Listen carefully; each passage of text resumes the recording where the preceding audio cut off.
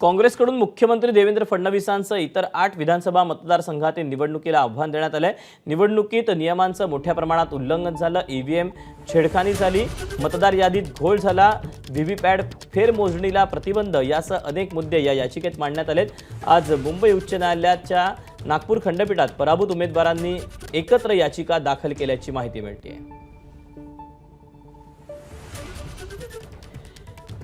तेव्हा विधानसभा निवडणुकीच्या बाबत ही एक महत्त्वाची बातमी। काँग्रेसनं 8 मतदारसंघातील निवडणुकीला आव्हान दिलेलं आहे। या सगळ्याबाबत त्यांनी आता कोर्टामध्ये याचिका दाखल केली आहे।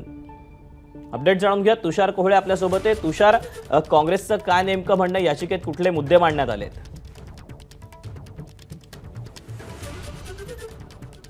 हे अपेक्षित होतं की काँग्रेस निश्चितच पुढील काळामध्ये याचिका टाकेल असं मतदान झाल्यानंतरच वाटत होतं आणि आज तसंच घडलं की मुंबई उच्च न्यायालयाच्या नागपूर खंडपीठाने मध्ये काँग्रेसने याचिका टाकली। काँग्रेसच्या वेगवेगळ्या उमेदवारांनी ही वेगवेगळ्या मतदारसंघासाठी असली तरी ही एक संयुक्त याचिका केलेली आहे। यामध्ये मुख्यमंत्री देवेंद्र फडणवीस यांच्या दक्षिण पश्चिम मतदारसंघातले जे पराभूत उमेदवार आहे प्रफुल्ल गुर्दे यांनी देखील त्यांच्या निवडणुकीला आव्हान देणारी याचिका टाकलेली आहे।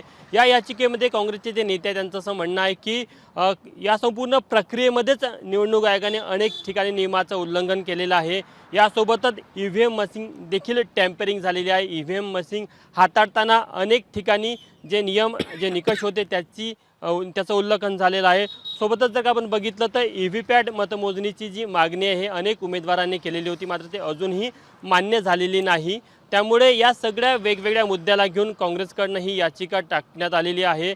आता ही फक्त दाखल झालेली आहे, यावर आता सुनावणी कधी होतं हे स्पष्ट पुढील आठवड्यामध्ये होणार आहे। महत्त्वाची गोष्ट की या संपूर्ण निवडणुकीमध्ये मतदार याद्यांचा जो विषय आहे तो देखील अत्यंत महत्त्वाचा आहे। अगदी शेवटल्या महिन्यामध्ये अनेक मतदारसंघामध्ये 25-25, 30-30 हजार नावं नव्याने ॲड करण्यात आलेली होती, मात्र ती नावं कुठनं आली, कशी आली हा देखील एक प्रश्न उपस्थित केला गेलेला आहे।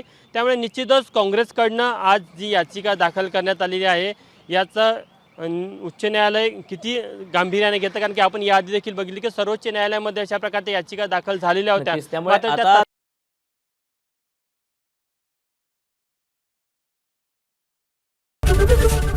एबीपी माझा, उघडा डोळे बघा नीट।